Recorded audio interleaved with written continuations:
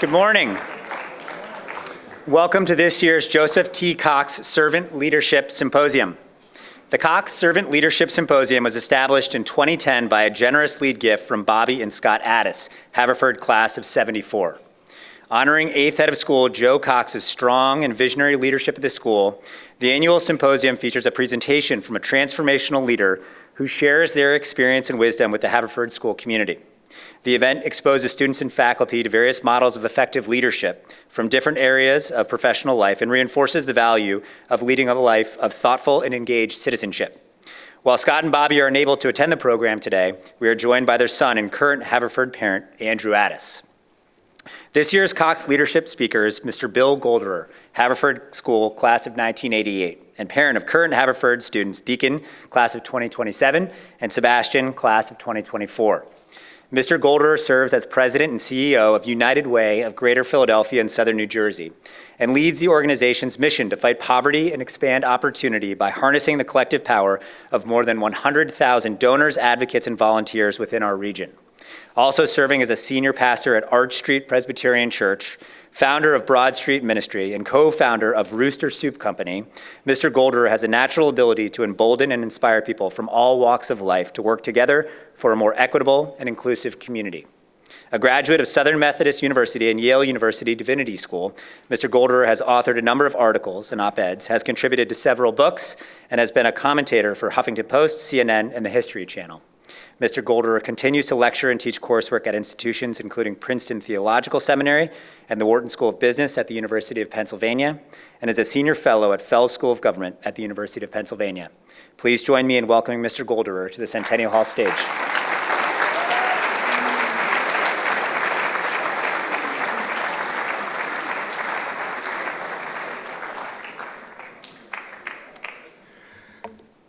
Good morning. That wasn't very good. Let's try again. Good morning. Good morning. All right. It's not lost on me that I used to sit there, and when the person who's now me came up here, I got ready for nap. It was time to chill and relax. And so I want to try and keep your attention. But before I dive in, I always think it's a good practice to lead with gratitude in wherever you are and whatever's happening. And so I want to acknowledge Tyler and his leadership, and Mark Pfeiffer and Dr. Graytalk, Dante Evans, Darren Hengst, so many others around here whose probably contributions are not recognized. And so all the staff and the Board of Trustees of Haverford, I'm just grateful to be here. I mentioned something to you earlier about how glad I am to be here at the beginning of the day at 9:50. When I came, there was this incredible partnership with a great institution in Center City called the Curtis Institute for Music,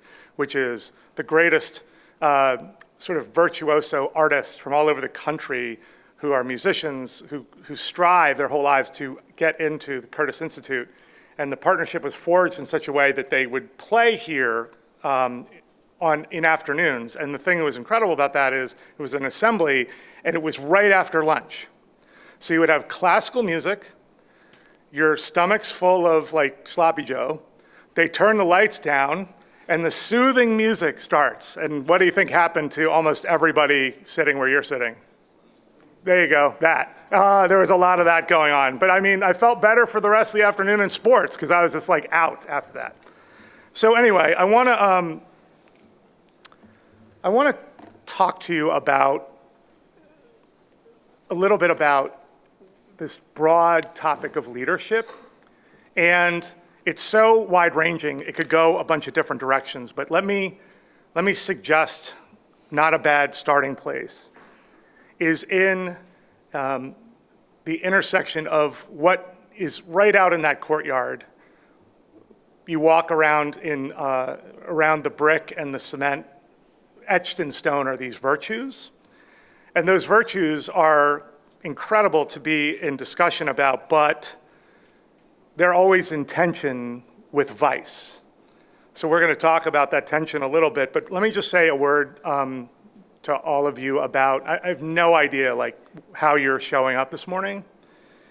But one of the things about an all-boys school, a young men's school, for me was I felt like I always had to put my game face on when I came here.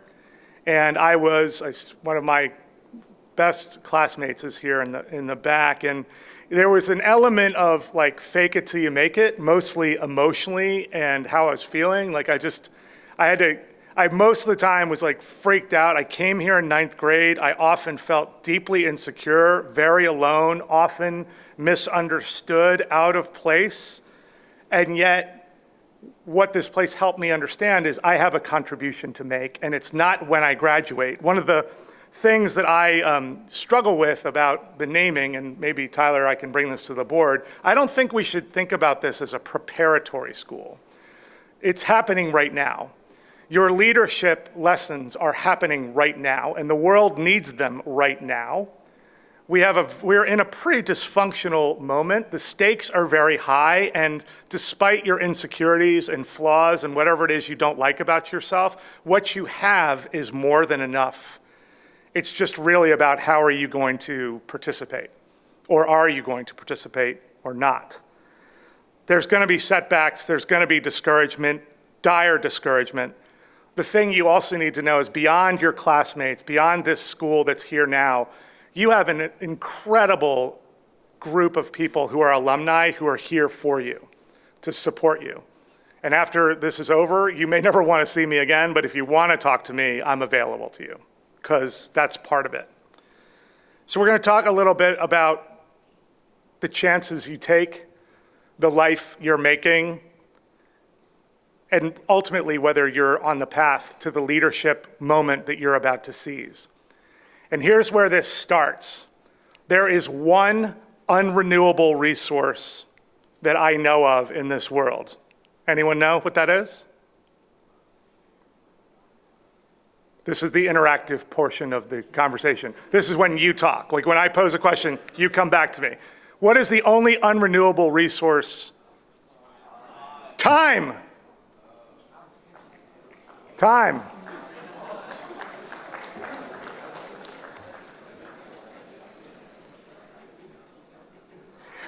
I think about death almost every day.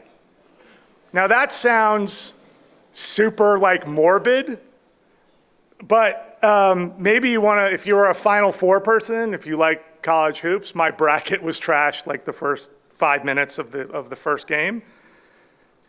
But one of the things that's like pretty intense about thinking about death is not really about the actual act of dying, but really this idea of like the shot clock. Like, you know, who's basketball in here? In those final 5 seconds, you see you've got to get a shot off. Well, you better get your life off. There's an element of the main line that acts as though, and it lulls you into this context is really important for how you live your life. And I will tell you, there's something about the main line and its permanence of the way things work around here that lulls you into the belief that you can get after it some other day, some other year. And that shot clock is happening right now. I'm not trying to bum you out, but I'm telling you, whatever it is you're thinking about, your leadership journey doesn't start then, it's now. And someday your shot clock's gonna read 0. And what I think is powerful about that is to keep in mind, what are you gonna do with the time that you're on the court? If you're dreaming of being an actor, an engineer, a sports agent, or even a good friend, a good student, somebody that others can count on, someone who's good at extending forgiveness, who sees other possibilities, that all starts now. And it starts with understanding yourself a little bit better. How many of you have heard of these ancestry, DNA kind of things? Raise your hands if you've heard of these. Okay, so here's a fun fact, and anybody who does development for Haverford School needs to know this. There is a Haverford alum who was early days into this, and he took me out to dinner and said, I've got this idea. It's a home kit to find out about your ancestry. And I was like, well, that's the dumbest thing I've ever heard of. Like, who the hell would want to know that. And of course, he's where he is and I'm, here. Anyway, but there's two main reasons why people, it's huge. Millions and millions of people want to know more about who they are, but also where they came from. What's their story, as much as it can be known? And there are two primary reasons why people want to know these things. The first is they believe deep down that they are the long-lost relative of someone like that. That they are going to inherit a ton of money from some relative that they lost track of, and that they're going to win literally the genetic lottery because they got lost in the shuffle somehow. But really, what people really want to understand is, where did I come from? What price did my ancestors pay to put me in the position I'm in? And what does that mean for me? So I'm not going to go down this road, but and I'm not making light of anything like behavioral health or mental illness, but I have a somewhat split personality that I've been trying to reconcile my entire life. And they come from my father's side and my mother's side. My father's side are Germans who came over here right after World War I, and they came over with a little bit of money sewn into a jacket. There were 8 Golderer brothers. And when they came to America, they moved to Germantown, and 3 of them opened a bar, and 5 of them were prize fighters. So for those of you who know anything about a bar, which you shouldn't, or prize fighting, it's not a good idea to walk out on the Golderer tab because the 8 Golderer brothers are going to come to your house and collect. That is deeply embedded in my DNA. I have a pugilist personality that is just very real. Like, I'm contrarian, and if you are like that, something good could come out of it. You just got to learn how to harness it. You can't walk down the street, like punch people in the face. That's not a good life. That's not a leadership lesson. However, having a spirit of feeling like things are not right and I'm willing to fight for what I believe in is part of the DNA. The other part of the DNA is my mother went to a community, a Christian community, a Roman Catholic community that was run by the orders of the Sisters of Mercy. And they are deep in they believe in this, and this is, I'm a Christian, this is not meant to be exclusive, but their comments are, their way of being Christian is, proclaim and preach the gospel as loudly as you can with as few words as possible. Do it. Acts of mercy, acts of love, acts of forgiveness. And that's, reconciling that is where you get your leadership story. And so I'm asking you, where do you come from? What are you guys like? And what is it about your parents' story and your family story that you want to keep? And what is it that you have to escape? Because before you understand that, you can't really do anything. For me, that has reconciled in 2 ways, which is, one, how do you take that DNA and recognize that there is going to be a time along the road where you are going to need to exert your power, your strength, and exert yourself in a sacrificial way to help a brother or a sister out?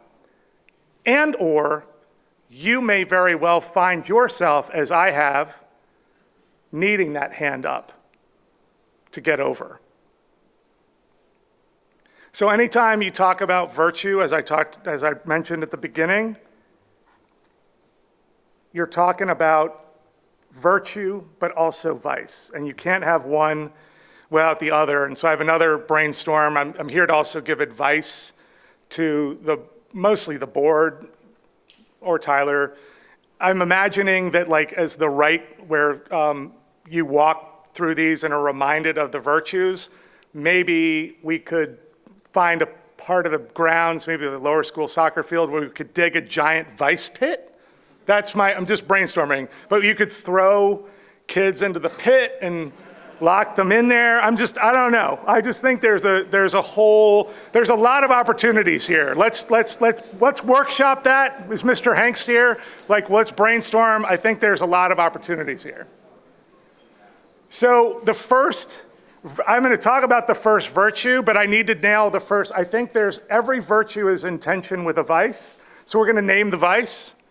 The first vice that I perfected at Haverford School, and I'm still wrestling with everywhere I go, is thinking that offering a critique is actually a contribution. That tearing down someone else's idea, making fun, I was a master at making fun of other people at Haverford, ask Jack. But that was a defense mechanism because I didn't think what I had to bring was very good. And if you've ever heard of Dave Eggers, he's a genius. And he names this in this quote, and I hate when people read PowerPoint slides, but I'm just going to read this part because it's really important. Because if you are ever going to seize the virtue, you got to deal with this vice and catch yourself and notice yourself, even in your thinking, are you tearing down or criticizing other people's offerings? And I love this line, which is basically like, in the end, what matters is not the perception or the fashion, who's up, who's down, but whether someone has done something and whether they meant it.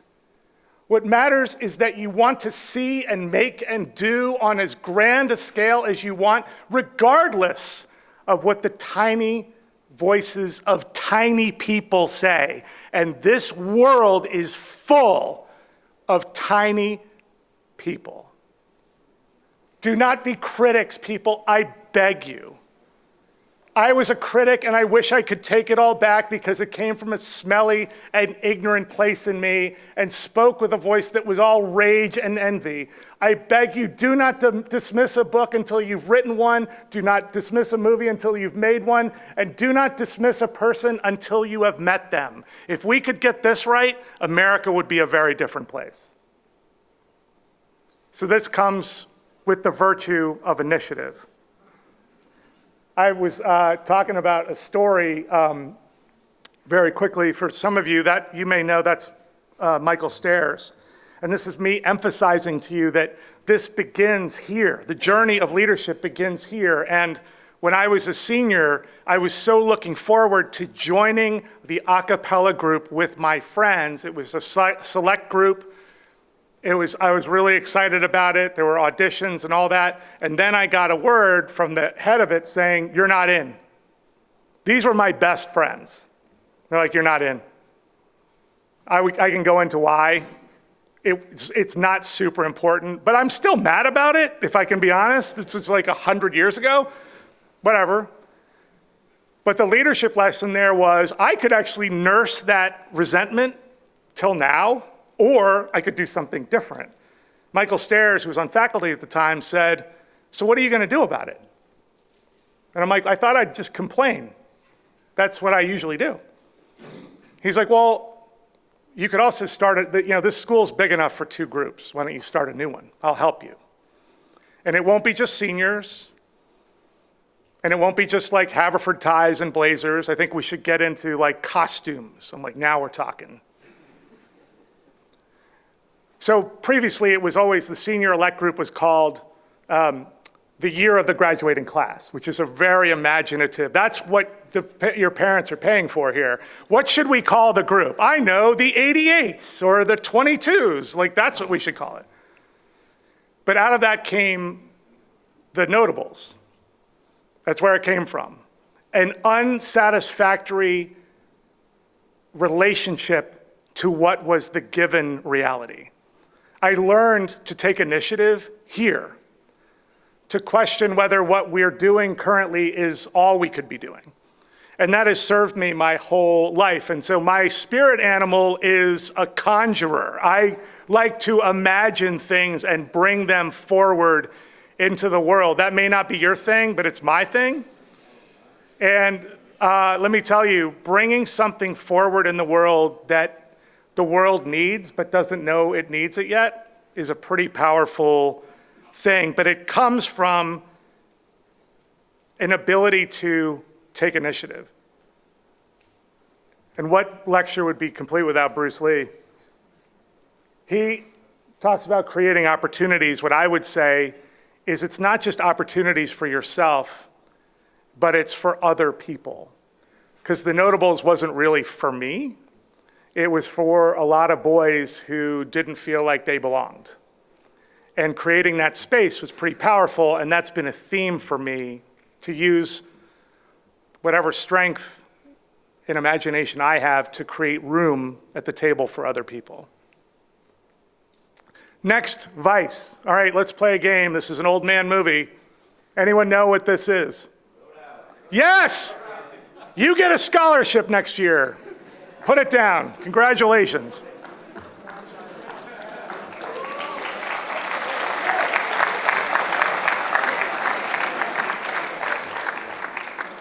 I mean, you guys didn't offer me an honorarium, so I'm going to give them a free scholarship. That's how this works.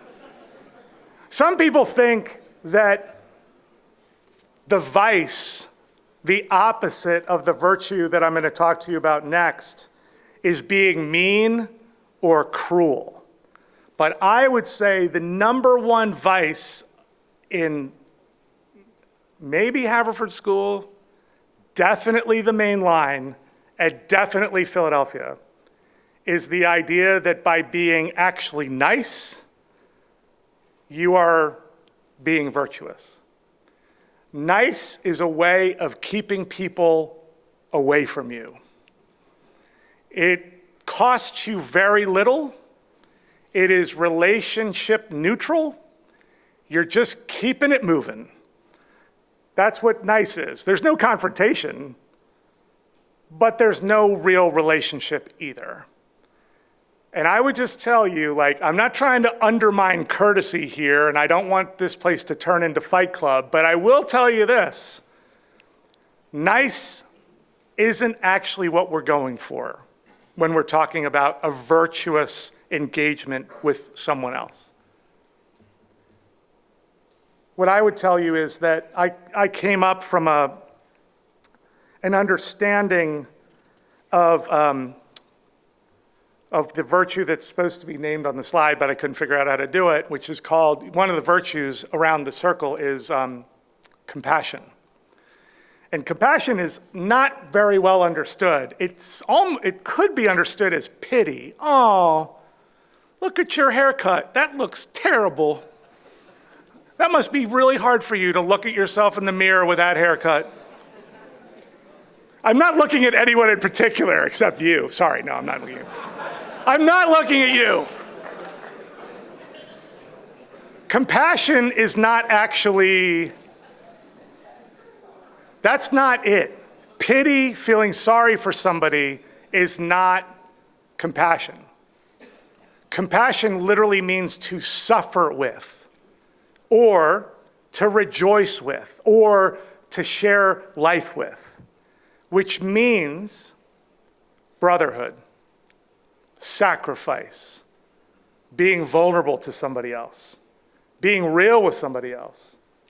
How are you doing? Fine. Really? I'm great. I'm terrible. I'm heartbroken. I'm worried. I'm concerned. I'm not sure. I'm racked with anxiety. If you can learn here how much strength it requires to be a compassionate person, you can't lead without it. You can become president without it. That might have been a shot. Take it for what it's worth. But you can't lead. You can't lead other people. I didn't say headmaster, I said president. You cannot possibly lead if you cannot share suffering and joy with other people. That is a picture of a place that I spent a good part of my life called Broad Street Ministry. I could tell you a long story about it, but I won't. That is the sanctuary of the old building. It's across from the Kimmel Center. It had been abandoned for 30 years. It was opened. I helped to found it. And it was and is an extraordinary place with anarchist punk bands and it's chaos in there. But one of the things that happens the most there are people who are experiencing deep suffering, homelessness, joblessness, and hopelessness. Understand that to be a place where they are extravagantly welcomed and that they belong and that they are part of what makes Philadelphia great, the comeback story. So very quickly, like what those are, can anyone guess what those are? The pieces of paper colored? Birds. They're origami swallows. There are 2,300 of them suspended in the air over the sanctuary. And we invited over a series of time people who were sleeping in that sanctuary to write their hopes, their dreams, their setbacks, their breakthroughs, all of it, and entrust the community with that. They were folded up and they now elevate over the space. And every time you walk in there, there's a gravity. You are in a holy or sacred place when you are surrounded by everyone's hopes, dreams, pain, and expectations. This place is that. It just doesn't have origami swallows. Everyone here, you can't see it, but they're as real as these bricks. And being compassionate is the only way. Oh, you can't read that. Well, that says we have always done it this way. This is the next vice. We're moving on. That's not here, but it could have been here. Meaning there is an element of habit forming that happens here that is crucial, important, valuable. There is a great philosopher who said, you are not what you intend to do, you are what you do. And your habits are literally who you are. I'm a deep believer in discipline and rigor and showing up in a certain way with a certain amount of precision.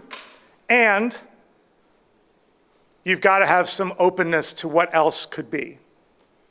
And that one, creativity out there, that's all that matters to me. And I just want to jump ahead to like helping your neighbor into something that we hadn't considered before. I remember I was working with some pretty famous restaurateurs who came to me and said, we've seen all the great good that happens here. There's like 80,000 meals that get served here. There's incredible operation. We want to help by providing free food. And I had salaries to pay of people, and I was really frustrated, and I was like, listen, there's something better here that we could do together than just give charity. Let's take a big risk together. This is the video from the Kickstarter that we started to start a restaurant called Rooster Soup Company. I think I can figure this out. Can you hear this?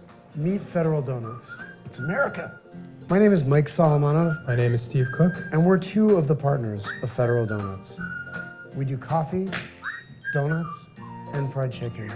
My name is Bill Golderer, and I'm the founder and convening minister of Broad Street Ministry. When we prepare our chicken, there's a lot we just can't use. We actually pay someone extra to take it off our hands. In 2014, we're on track to serve over 60,000 meals. We're seeing a growing demand, and all this costs money. It's a continual challenge to find sources of funding for this. Rather than raise all this money through traditional methods, why not think creatively and collaboratively? And when we got together, we learned that we could do something really cool. What if we took all this leftover chicken and used it to make the best chicken soup in Philadelphia and directed all the profits back into Broad Street? Together, we want to create a new restaurant using the remaining chicken, whose net profits will benefit Broad Street Ministry's hospitality efforts. We do meals, essential services, and radical hospitality for the Philadelphians least likely to receive that anywhere else. We want our guests to come in here and feel like they're at home, like they can build community with one another and with the staff. There are lots of soup kitchens, but we believe that our guests deserve a beautiful space and that they don't need to be handed a tray and told to stand in line, because you wouldn't do that if you were a guest in someone's home. Everyone who walks through our doors is treated with the same level of dignity. We're not a soup kitchen, we're a household. We've nicknamed our restaurant Fed Nuts Because even though we take our food seriously, we want to work in a fun environment. 3 things, done the best they can be done. But it's more than just coffee, chicken, and donuts. So we want you to help us fund a soup restaurant. The first crowd-funded, not-for-profit restaurant in Philadelphia, That employs Philadelphians. where you can get the best chicken soup you've ever tasted. And together, we can extend hospitality to some of the most vulnerable people in Philadelphia. We're not talking about any old chicken soup. We can do a lot with chicken. Help us make great soup for a great city. I'm going skydiving.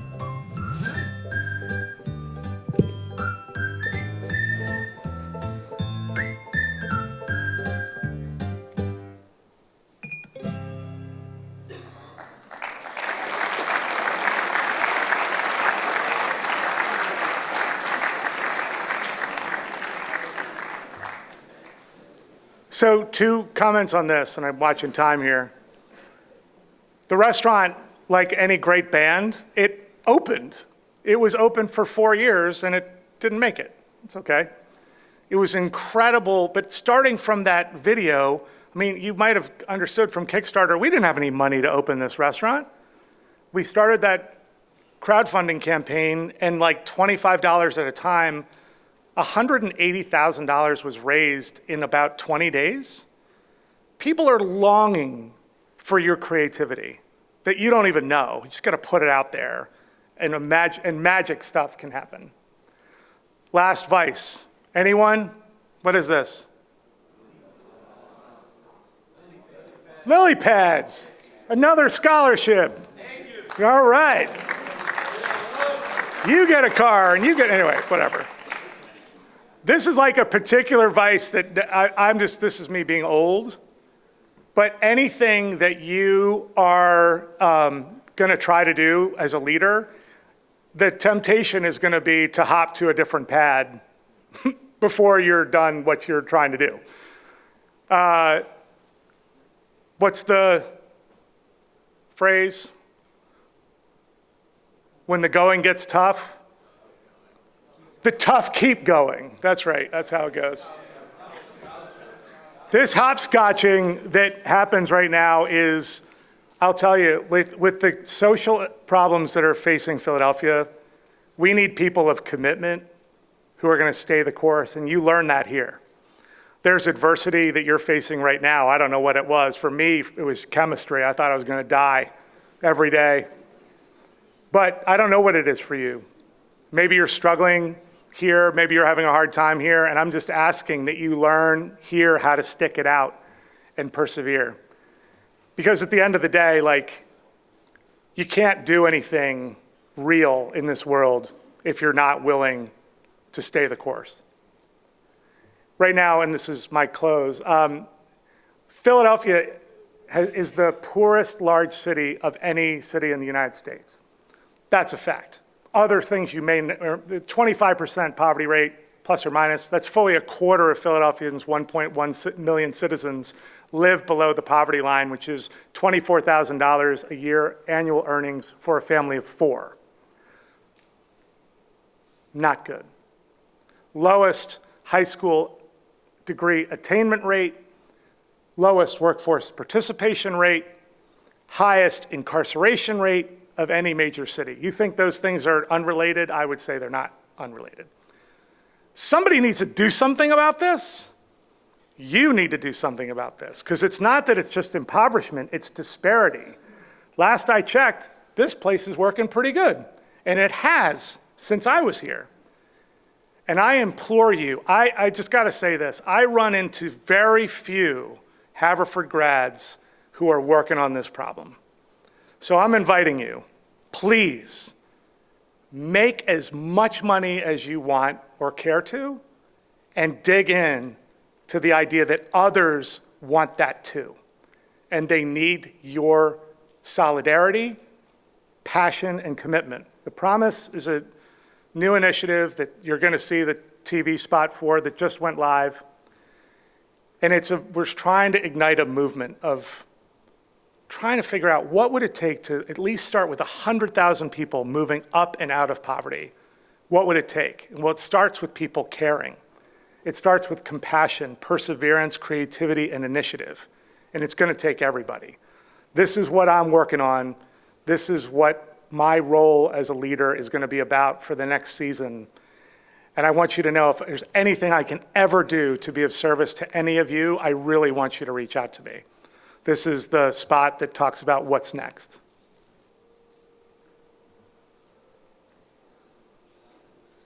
How does this start? Am I going to fall apart at the end here? Oh, no.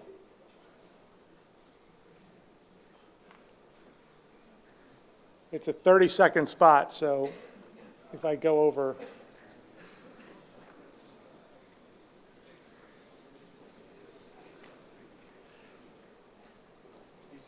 I do.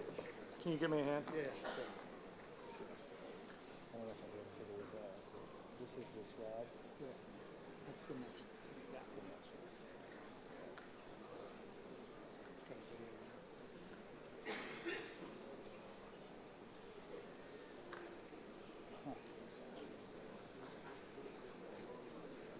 Did we try it before? Yeah. Is Dex, are you available? Sorry about this. No, it's my fault. Someplace. Yeah. This one, And and then there's usually like a bar that shows. Here he comes. I think it's just this last, there's a slide embedded there. It's that. And it worked. I want you to do whatever you want.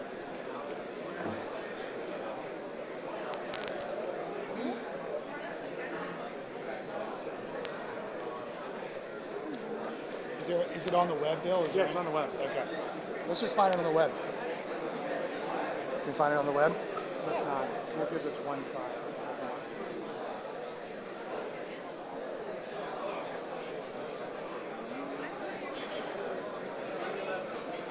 It's actually cool, that's why I want it.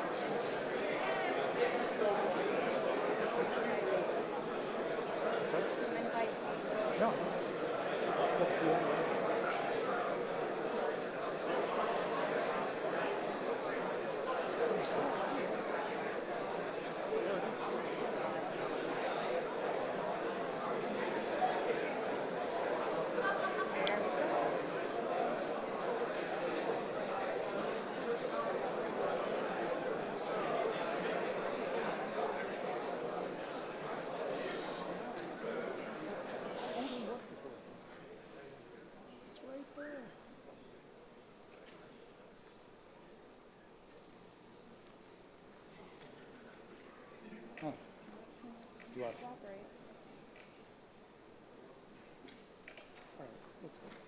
We can try to find it on the web if you want. No, we'll give it. Good? We're okay.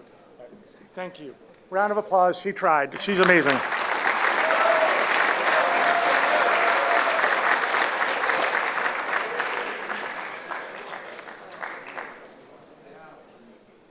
Going to try one more time. It's so funny, it's clicking. Oh, well. Anyway, that's it. I'm done. Thank you for your attention and for your time.